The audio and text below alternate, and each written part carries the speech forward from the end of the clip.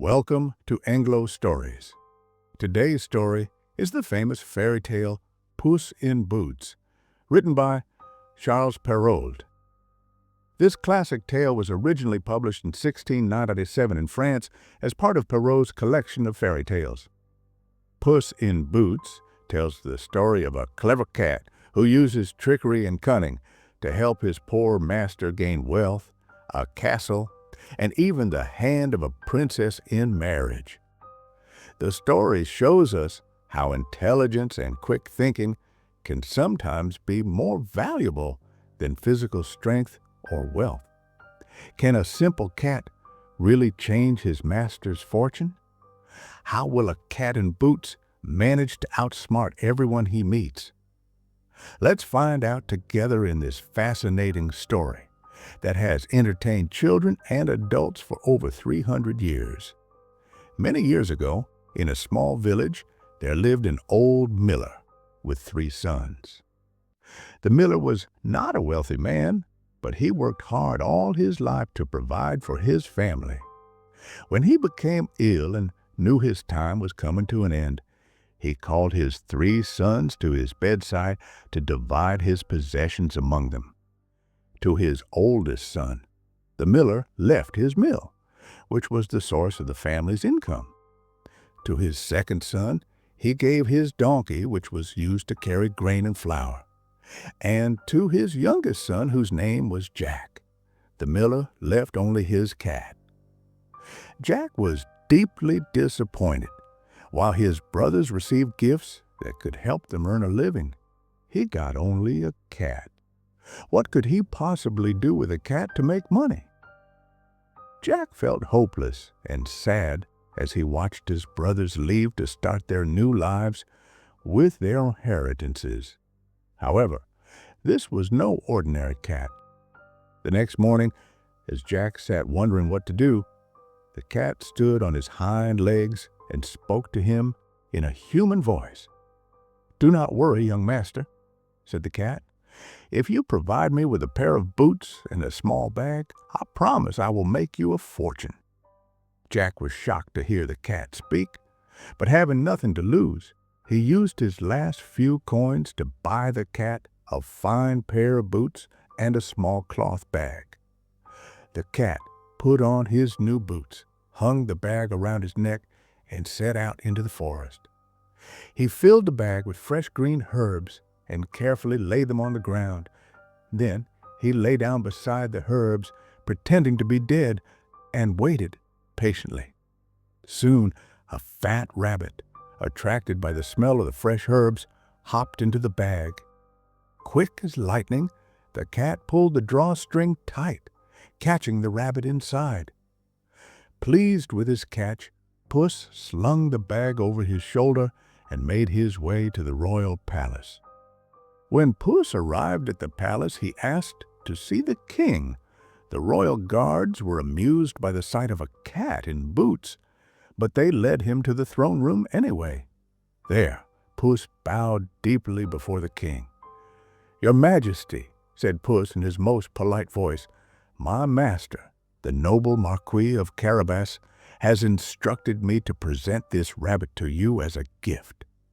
The king, surprised and delighted by the unusual messenger and the gift, accepted the rabbit gratefully. "Please thank your master for this fine gift," said the king. For the next several weeks, Puss continued to bring gifts to the king: plump partridges, fresh fish from the river, and other game, always saying they were from the Marquis of Carabas. The king began to think highly of this generous nobleman he had never met. One day, Puss learned that the king and his beautiful daughter, the princess, would be taking a ride along the river. Seeing an opportunity, Puss rushed back to Jack. "Master," said the cat excitedly, "your fortune is about to change. Go to the river and remove your clothes. Hide them under a rock and go into the water. When I call for you, cry out for help." Jack was confused but trusted his clever cat. He went to the river, hid his clothes, and entered the water. Meanwhile, Puss hid Jack's ragged clothes and waited for the royal carriage. When the king's carriage appeared, Puss ran towards it, crying out in distress. "Help! Help!" shouted Puss. "The Marquis of Carabas is drowning." The king, recognizing the cat who had brought him so many gifts, immediately ordered his guards to rescue the drowning man. They pulled Jack from the river and wrapped him in a fine royal robe. "Your Majesty," said Puss, bowing low, "some thieves have stolen my master's clothes while he was bathing. The Marquis is too proud to appear before you in such a state." The king, who was already fond of the generous Marquis because of all the gifts, immediately offered Jack fine clothes from his own wardrobe. Once Jack was dressed in these royal garments, he looked quite handsome and noble. The princess could not help noticing the young man's good looks, and she smiled at him shyly. "My dear Marquis," said the king, "please join us in our carriage for the remainder of our journey." Jack, following Puss's lead, accepted the invitation with as much grace as he could manage. As they rode together, the princess and Jack talked and laughed, clearly enjoying each other's company. Meanwhile, Puss ran ahead of the carriage. He came upon some farmers who were harvesting in the fields. "Listen carefully," Puss said to the farmers. "The king will pass by soon. If he asks who owns these lands, you must say they belong to the Marquis of Carabas. If you don't, you will all be chopped into tiny pieces." The farmers, frightened by the cat's threat, agreed. When the royal carriage passed by, and the king asked who owned the beautiful fields, the farmers all replied, "These lands belong to the Marquis of Carabas, your Majesty." The king was impressed and looked at Jack with new respect. Puss continued running ahead, giving the same instructions to everyone he met: shepherds watching their flocks, vineyard workers harvesting grapes, and orchard keepers picking fruit. Each time the king's carriage passed, the king was told that all these rich lands belonged to the Marquis of Carabas.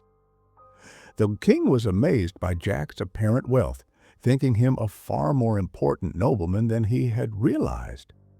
The princess, already charmed by Jack's kind manner, was even more attracted to him now. Puss knew his plan was working perfectly, but the most challenging part was still ahead. Puss ran far ahead of the carriage until he reached a magnificent castle. This castle belonged to a fearsome ogre who was known throughout the region for his wealth and his magical abilities. The castle was surrounded by all the fields, orchards, and pastures that Puss had claimed belonged to the Marquis. The cat knocked boldly on the castle door. When the ogre appeared, Puss bowed respectfully. "Great ogre," said Puss, "I have heard of your remarkable magical powers. People say you can transform yourself into any animal you wish, even one as large as an elephant." The ogre, proud of his abilities, immediately turned himself into a roaring lion to demonstrate his power. Puss pretended to be terrified, jumping back in fear. "Impressive!"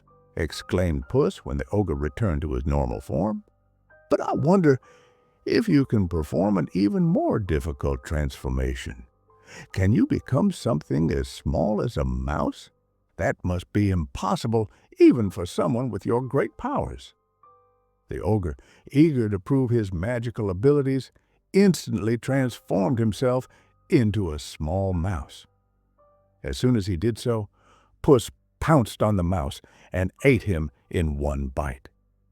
Now the castle had no owner, and Puss took control of it. He ordered the servants to prepare for the arrival of their new master. the Marquis of Carabas. When the king's carriage arrived at the castle, Puss greeted them at the entrance. "Welcome to the castle of the Marquis of Carabas, Your Majesty," announced Puss with a grand bow. The king was overwhelmed by the splendor of the castle. He was now convinced that Jack was indeed a wealthy and powerful nobleman. Seeing how happy his daughter was with the young marquis, the king offered Jack the princess's hand in marriage. Jack and the princess were married that very day in a magnificent ceremony. From that day forward, Puss in Boots lived in luxury at the castle. He never had to hunt mice again, unless he wanted to for sport. And Jack, now truly the Marquis of Carabas, lived happily ever after with his beautiful princess, never forgetting that his good fortune was all thanks to his clever cat. This story teaches us several important lessons. First, we learn that cleverness and quick thinking can be more valuable than material wealth. Puss used his intelligence to change his master's fortune, not money or power. Second, the story shows us the importance of loyalty and friendship. Puss remained loyal to Jack and worked hard to improve his situation. Finally, we see that appearances can be deceiving. People believed Jack was a wealthy marquis because of how he was presented, not because of who he truly was. This reminds us to look beyond the surface and not judge others based only on what we see. Thank you for watching this episode of EngloStories. If you enjoyed the tale of the clever Puss in Boots, please like this video and share it with friends who are also learning English. What did you think of Puss's clever tricks? Let us know in the comments below. Follow EngloStories as we upload a story daily so that you can look forward to our next video.